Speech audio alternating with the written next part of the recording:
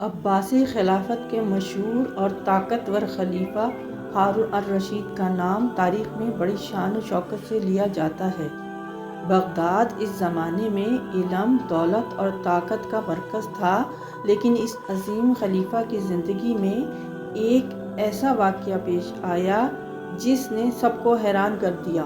کہتے ہیں کہ خلیفہ کا ایک بیٹا تھا جو بہت خوبصورت، ذہین اور شاہی زندگی میں پلا بڑھا تھا۔ محل میں ہر آسائش موجود تھی، نوکر، خادم، بہترین لباس اور لذیذ کھانے اس کی زندگی کا حصہ تھے، لیکن ان سب کے باوجود اس کے دل میں ایک عجیب سی بے چینی رہتی تھی۔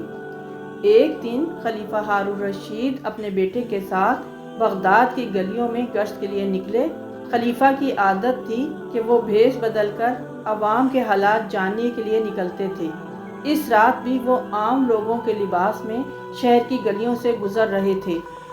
بسم اللہ الرحمن الرحیم۔ السلام علیکم ناظرین۔ بغداد کے ایک بزرگ ابو عامر رحمۃ اللہ علیہ اپنا واقعہ بیان کرتے ہیں کہ ایک بار میرے گھر کی دیوار اچانک گر گئی۔ مجھے بڑی پریشانی لاحق ہوئی اور اسے دوبارہ بنوانے کے لیے کسی مزدور کی تلاش میں گھر سے نکلا اور چوراہے پہ جا پہنچا۔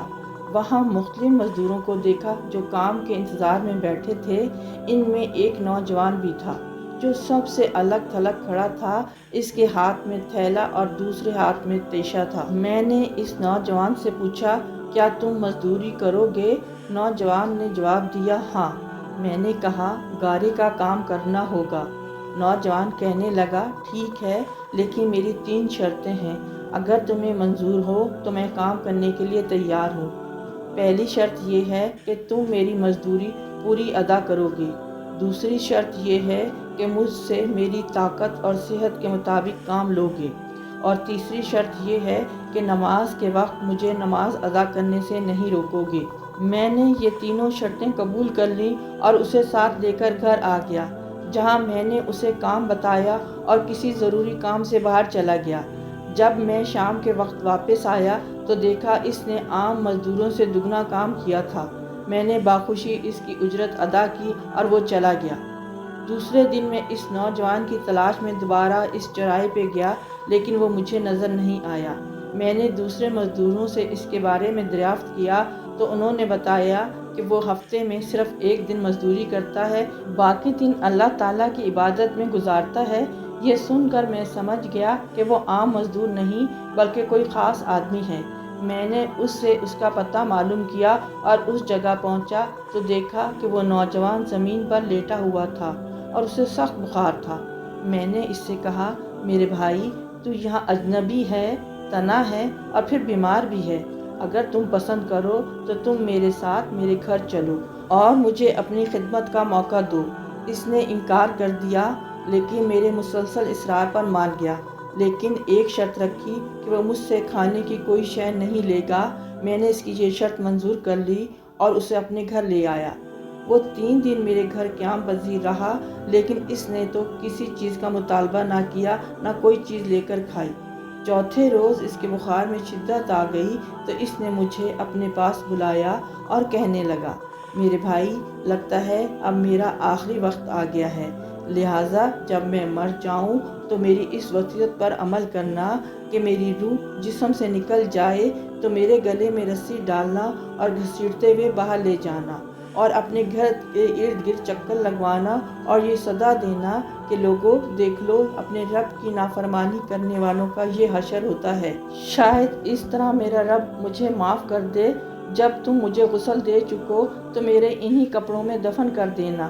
پھر بغداد میں خلیفہ ہارون الرشید کے پاس جانا اور یہ قرآن مجید اور انگوٹھی انہیں دے دینا اور میرا پیغام بھی دینا، اللہ تعالیٰ سے ڈرو، کہیں ایسا نہ ہو کہ غفلت اور نشے کی حالت میں موت آ جائے اور بعد میں پچھتانا پڑے، لیکن پھر اس سے کچھ حاصل نہ ہوگا۔ وہ نوجوان مجھے یہ وصیت کرنے کے بعد انتقال کر گیا۔ میں نے اس کی موت کے بعد کافی دیر تک آنسو بہائے اور غمزدہ رہا۔ پھر نہ چاہتے ہوئے بھی میں نے اس کی وصیت پوری کرنے کے لیے ایک رسی لی اور اس کی گردن میں ڈالنے کا قصد کیا تو کمرے کے ایک کونے سے ندا آئی کہ اس کے گلے میں رسی مت ڈالنا، کیا اللہ تعالیٰ کے اولیاء سے ایسا سلوک کیا جاتا ہے؟ یہ آواز سن کر میرے بدن پر کپ کپی طاری ہو گئی۔ یہ سننے کے بعد میں نے اس کے پاؤں کو بوسہ دیا اور اس کے کفن و دفن کا انتظام کرنے چلا گیا۔ اس کی تدفین سے فارغ ہونے کے بعد میں نے اس کا قرآن پاک اور انگوٹھی لے کر خلیفہ کے محل کی جانب روانہ ہو گیا۔ وہاں جا کر میں نے اس نوجوان کا واقعہ ایک کاغذ پر لکھا اور محل کے داروغہ سے اس سلسلے میں بات کرنا چاہی تو اس نے مجھے جھڑک دیا اور اندر جانے کی اجازت دینے کی بجائے اپنے پاس بٹھا لیا۔ آخر کار خلیفہ نے مجھے اپنے دربار میں طلب کیا اور کہا کہ کیا میں اتنا ظالم ہوں کہ مجھ سے براہ راست بات کرنے کی بجائے رقیے کا سہارا لیا۔ میں نے عرض کی، اللہ تعالیٰ آپ کا اقبال بلند کرے، میں کسی ظلم کی فریاد لے کر نہیں آیا بلکہ ایک پیغام لے کر حاضر ہوا ہوں۔ خلیفہ نے اس پیغام کے بارے میں دریافت کیا تو میں نے وہ قرآن مجید اور انگوٹھی نکال کر اس کے سامنے رکھ دی۔ خلیفہ نے ان چیزوں کو دیکھتے ہی کہا، یہ چیزیں تجھے کس نے دی؟ میں نے عرض کی، ایک گارا بنانے والے مزدور نے۔ خلیفہ نے ان الفاظ کو 3 بار دہرایا، گارا بنانے والا، گارا بنانے والا، گارا بنانے والا، اور رو پڑا۔ کافی دیر رونے کے بعد مجھ سے پوچھا، وہ گارا بنانے والا اب کہاں ہے؟ میں نے جواب دیا، وہ مزدور فوت ہو چکا ہے۔ یہ سن کر خلیفہ بے ہوش ہو کر گر گیا اور عصر تک بے ہوش رہا۔ میں اس دوران حیران و پریشان وہیں موجود رہا۔ پھر جب خلیفہ کو کچھ افاقہ ہوا تو مجھ سے دریافت کیا کہ اس کی وفات کے وقت تم اس کے پاس تھے؟ میں نے سر اعصاب میں ہلایا اور کہنے لگا، اس نے تجھے کوئی وصیت بھی کی تھی؟ میں نے اس نوجوان کی وصیت بتائی اور وہ پیغام بھی دے دیا جو اس نوجوان نے خلیفہ کے لیے چھوڑا تھا۔ جب خلیفہ نے یہ ساری باتیں سنی تو مزید غمگین ہو گیا اور اپنے سر سے عمامہ اتار دیا، اپنے کپڑے چاک کر ڈالے اور کہنے لگا، اے مجھے نصیحت کرنے والے، اے میرے زاہد و پارسا، اے میرے شفیق۔ اس طرح کے بہت سے القابات خلیفہ نے اس مرنے والے نوجوان کو دیے اور مسلسل آنسو بھی بہاتا رہا۔ یہ سارا معاملہ دیکھ کر میری حیرانی اور پریشانی میں مزید اضافہ ہو گیا کہ خلیفہ ایک عام سے مزدور کے لیے اس قدر غمزدہ کیوں ہے۔ جب رات ہوئی تو خلیفہ نے مجھ سے اس کی قبر میں لے جانے کی خواہش ظاہر کی تو میں اس کے ساتھ ہو لیا۔ خلیفہ چادر میں منہ چھپائے میرے پیچھے پیچھے چلنے لگا۔ جب ہم قبرستان پہنچ گئے تو میں نے ایک قبر کی طرف اشارہ کیا اور کہا، علی جان، یہ اس نوجوان کی قبر ہے۔ خلیفہ اس کی قبر سے لپٹ کر رونے لگا۔ پھر کچھ دیر رونے کے بعد اس کی قبر کے سرہانے کھڑا ہو گیا اور مجھ سے کہنے لگا، یہ نوجوان میرا بیٹا تھا، میری آنکھوں کی ٹھنڈک اور میرے جگر کا ٹکڑا تھا۔ اس رات بھی وہ عام لوگوں کے لباس میں شہر کی گلیوں سے گزر رہے تھے۔ راستے میں انہوں نے ایک چھوٹا سا گھر دیکھا جہاں سے قرآن کی تلاوت کی آواز آ رہی تھی۔ آواز اتنی پر اثر تھی کہ خلیفہ اور اس کا بیٹا دونوں رک گئے۔ جب وہ واپس محل پہنچے تو شہزادہ خاموش تھا۔ اس رات وہ سو نہ سکا۔ اس کے ذہن میں قرآن کی آیات اور بوڑھے کی آوازیں گونج رہی تھیں۔ اگلی صبح شہزادہ محل سے نکل گیا اور سیدھا اسی بوڑھے کے گھر پہنچا۔ اس نے دروازہ کھٹکایا۔ بوڑھے نے دروازہ کھولا تو سامنے ایک نوجوان کو دیکھ کر حیران رہ گیا۔